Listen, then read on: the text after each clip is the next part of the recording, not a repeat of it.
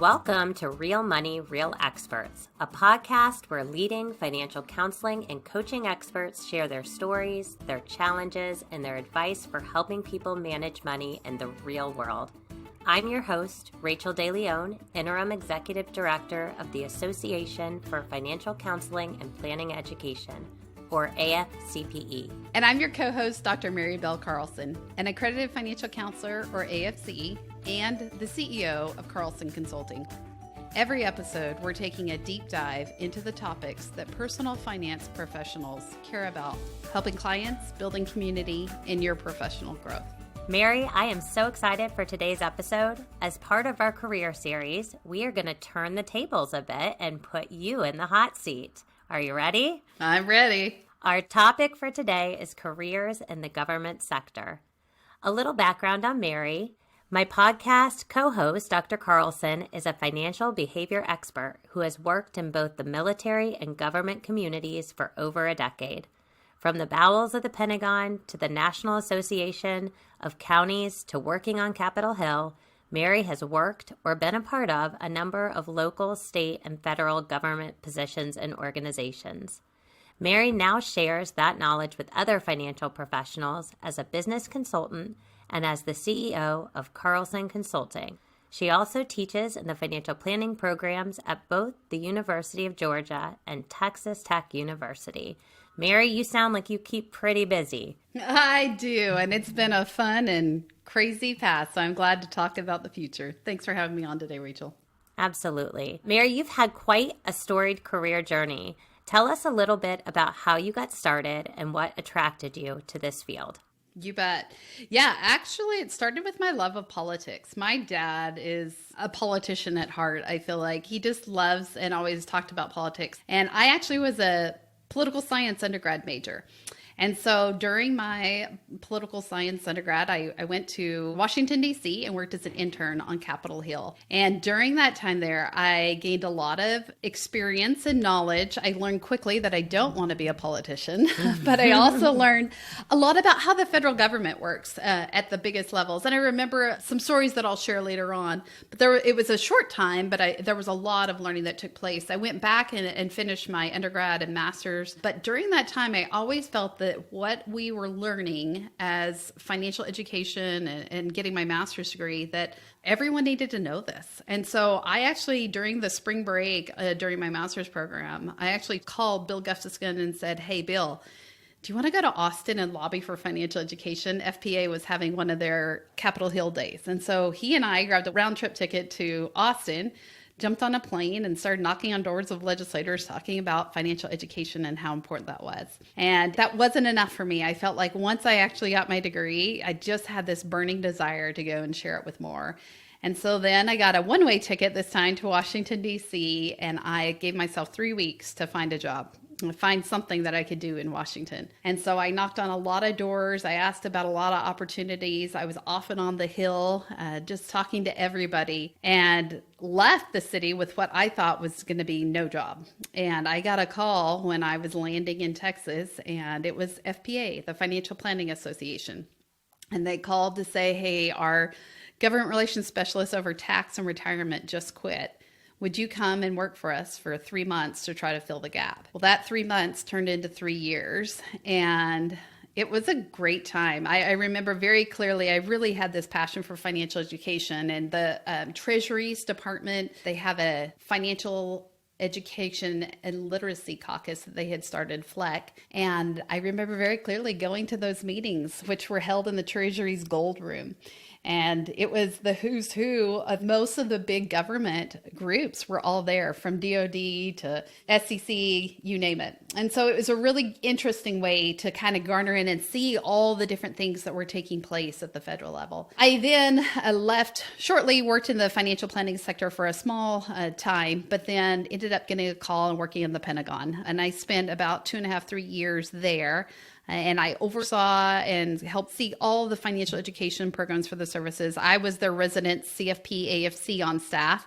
I knew nothing about the military, but I learned really quick about it. And it was a great experience. I flew all over the world giving presentations to service providers and helping grow these programs. So that was an incredible experience. And I remember talking to my boss and saying, so is the military 50% listed and 50% officer? Because we were used to hobnobbing with General Petraeus. And I thought that was a normal everyday occurrence. And my boss, who was a Navy commander at the time, said, oh, Mary, we got to get you out of the Pentagon. So we did. And I ended up at Fort Riley, Kansas, which is very different than the Pentagon. And I worked there as Survivor Outreach Service. I was their financial counselor for what they called the SOS program. And this program helped service members who had passed away, and it connected their families to some of the financial benefits that the military offered. And so that was in a very emotional time. That there was a lot of feelings and emotions that really tripped my study when I was also getting my PhD at Kansas State at the time, and we specialized in financial therapy there. And that really helped me understand a greater understanding about money and resilience and just the emotional side that comes with it. So I spent my time, my 3 years there at K-State. I studied for my dissertation, the financial behaviors of soldiers before and after deployment. And then I came back to Washington, D.C. I had no intention to come back, but it just kind of drew me back here. And I got hired by the National Association of Counties, or NACO. And that is the association for the counties, any county or government workers. So they have over 37,000 members that are part of NACO. There's I know tons of random facts about counties, so we'll get more into that later.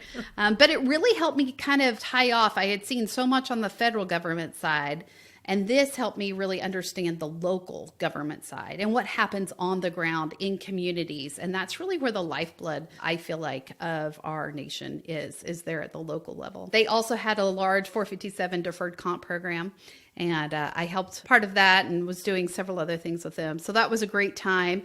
I then got married and started my own business, and I worked as a government contractor. I actually worked as a military contractor for some DoD contracts for a while, and then I switched over to an intelligence contractor for a while and worked on some other contracts there and helped some individuals with security clearance issues and other things that we can talk about in a bit. But yeah, I've been all over, both inside federal government, outside, around, spent time as both lobbyist as well as an association person. So it's been a fun, very experiential learning track over the years. You mentioned you have both your CFP and your AFC. Which order did you get them in, and what made you decide to pursue both? Yeah, I actually started with my AFC. It was the very first one, and I have Dottie Durbin to thank for that one. Dottie taught me in my master's program, and I just loved financial counseling from the get-go. It just spoke to my heart and soul, and I knew this is really what I wanted to do. It wasn't to make rich people richer. It was to help out the everyday person. And so that's what it was. And Dottie really showed me that. So my first conference to ever attend was AFCPE's symposium. And I had my credential and was able to use the marks shortly after graduation because I had worked in a bank. I had actually been a teller and worked on some other financial positions during my years in college as well. So I was able to use the marks pretty quickly. And it served me well, especially it took me a couple of years to get the CFP. I actually did not get it on my first try. So anybody out there sitting for it, keep going. I did pass it on my second. And I'm glad that I've had both marks because they've opened new doors and opportunities in different ways. Not only have they opened opportunities, but they've allowed me to serve this population that I just mentioned. And I say this population, that is a huge, varied population, right? And it's really allowed me to talk on all levels and all sides of it. So I'm not just focused on a portfolio investment management, but I'm able to talk about cash flow and debt issues as well as retirement and estate planning.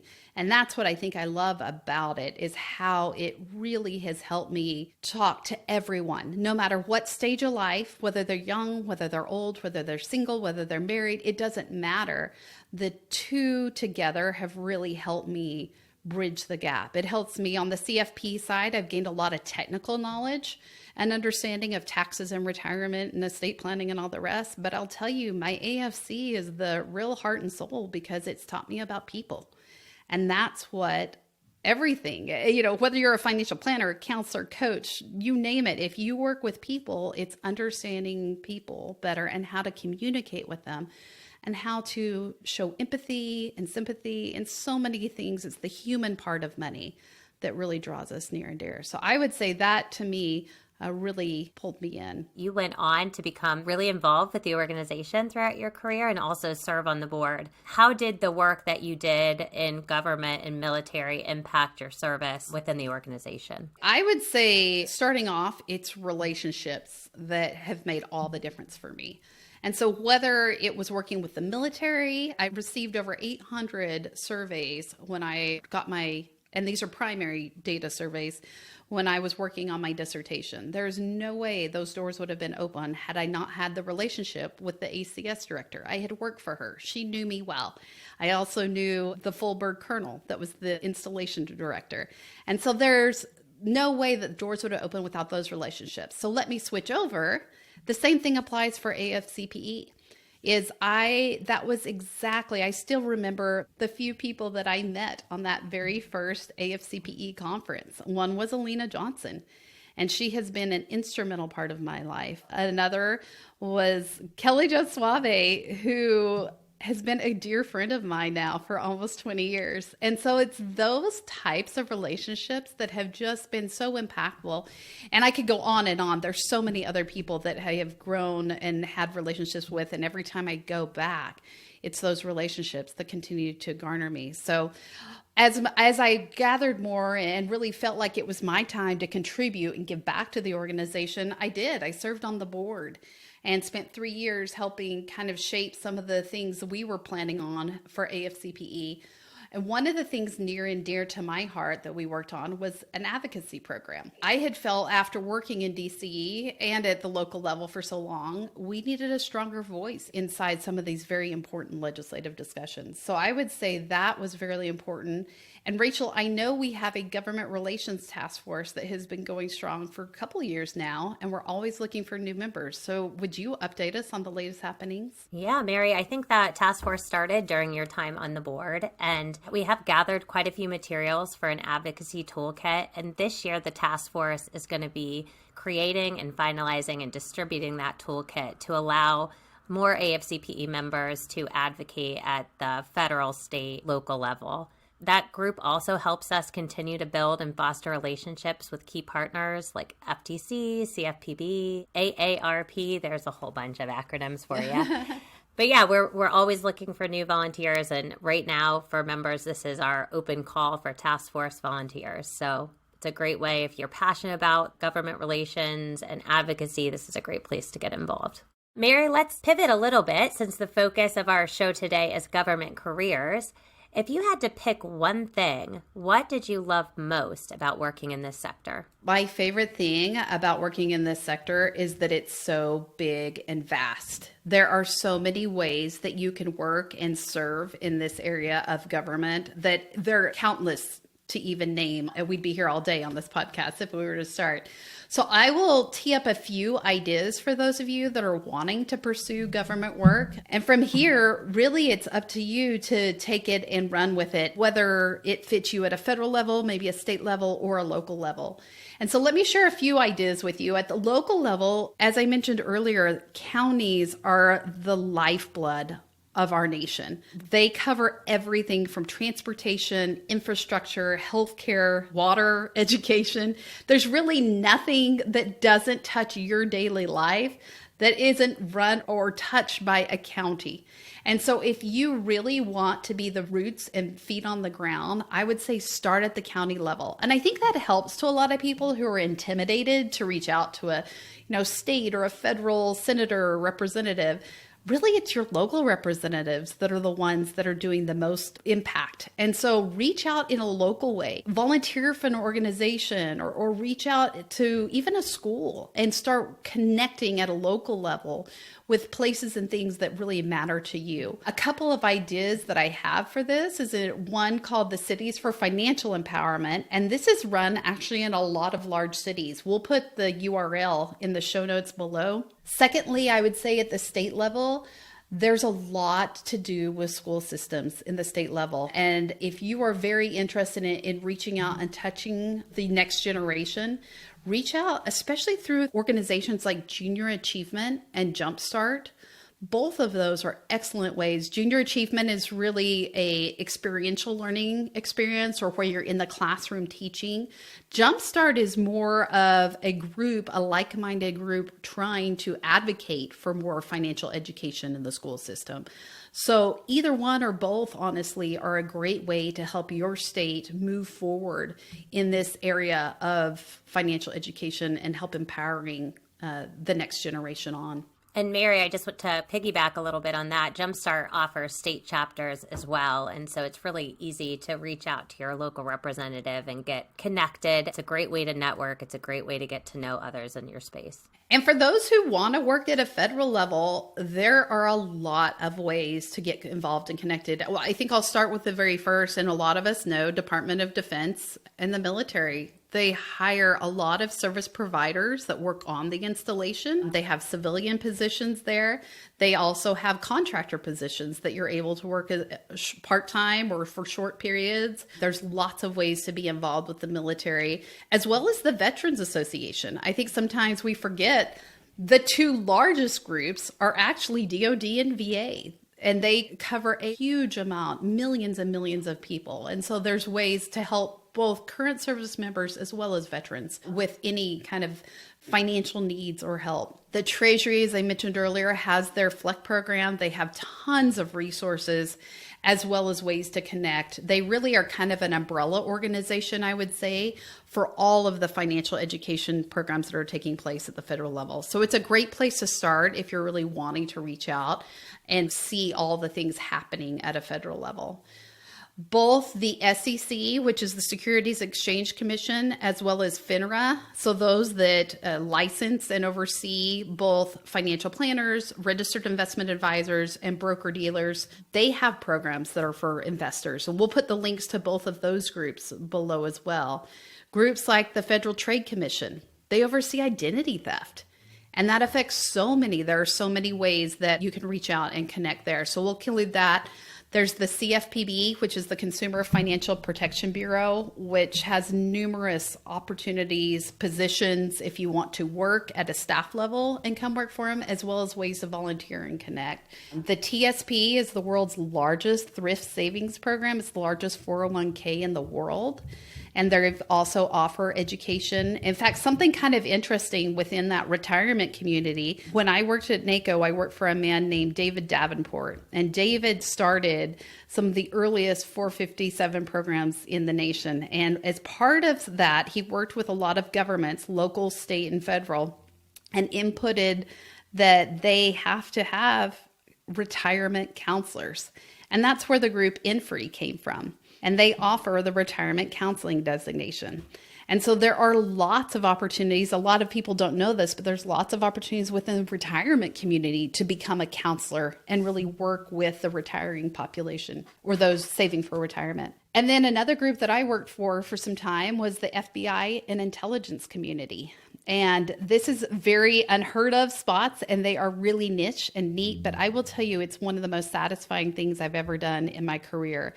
And I spent time helping people with security clearances, keep their security clearances. Finances have such an impact on a security clearance, whether it's a military service member or FBI or you name it. Whomever has those security clearances have to keep it through the management of their personal finances.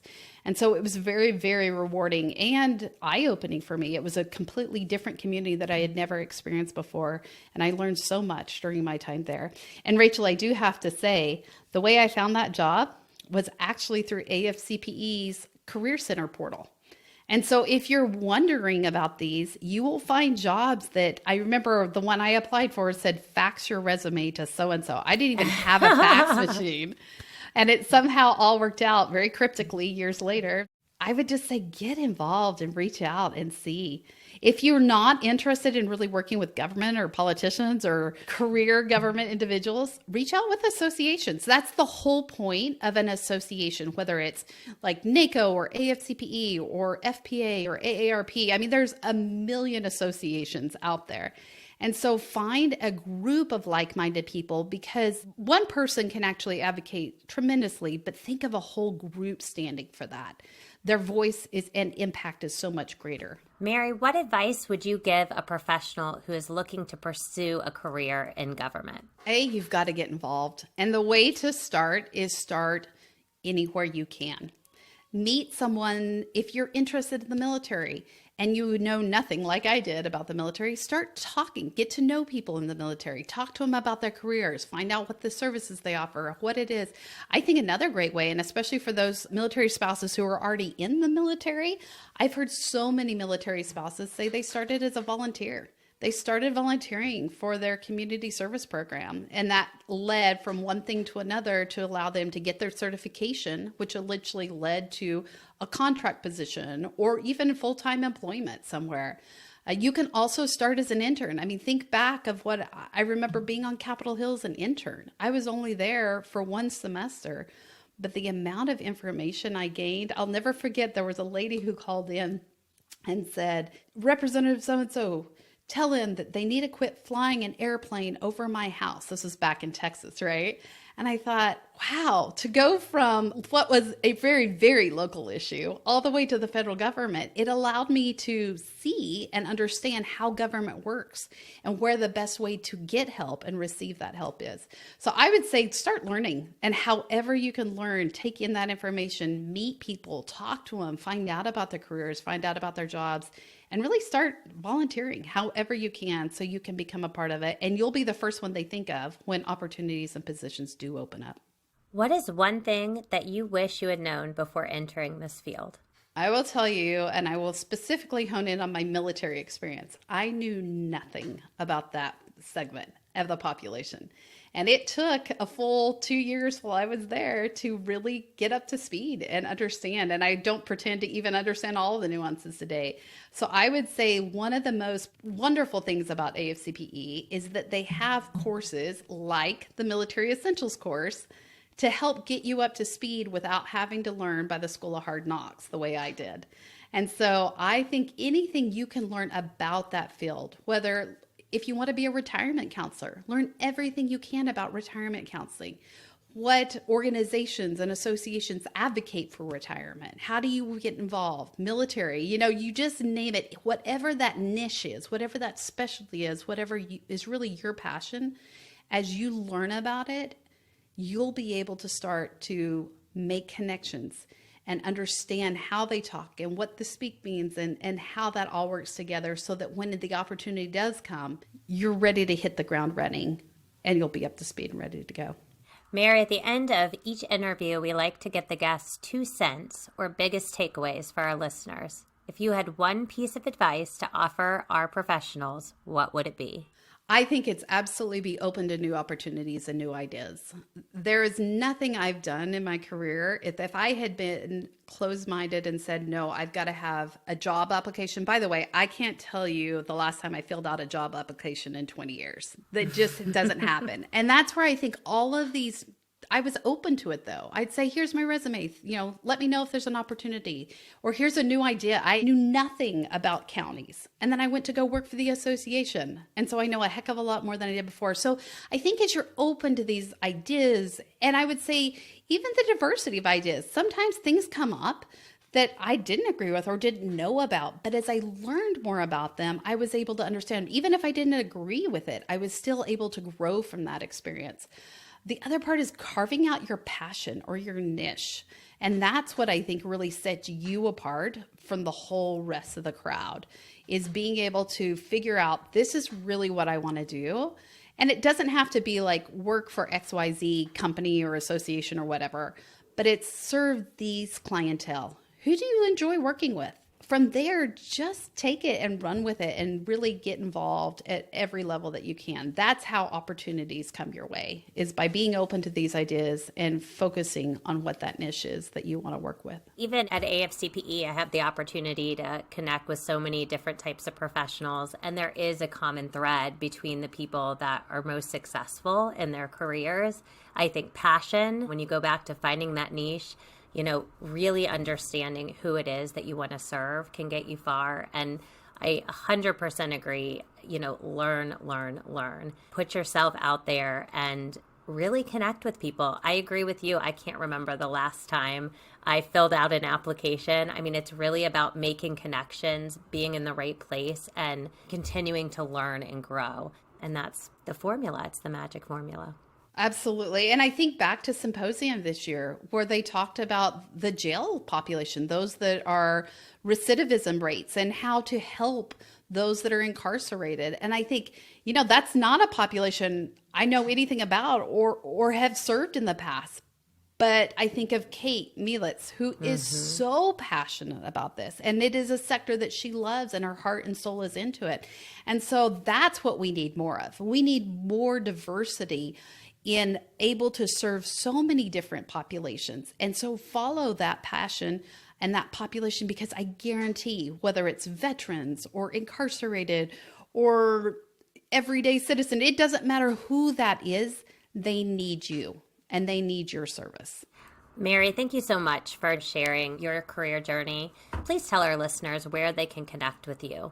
The best way to connect with me right now is on LinkedIn. It's just Mary Bell Carlson. Or you can also find me on my consumer-facing website, which is chieffinancialmom.com.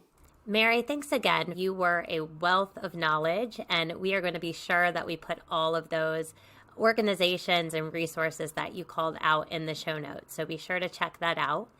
Also, if you're interested in career opportunities with our field, be sure to visit afcpe.org. Under the Career and Resource Center, you'll find a job board as well as information on various career paths, including government. And don't forget, now is a great time to join the AFCPE community. By becoming a member, you build your network, which is one of the best ways to advance your career. AFCPE is a place to find your people. See you next time.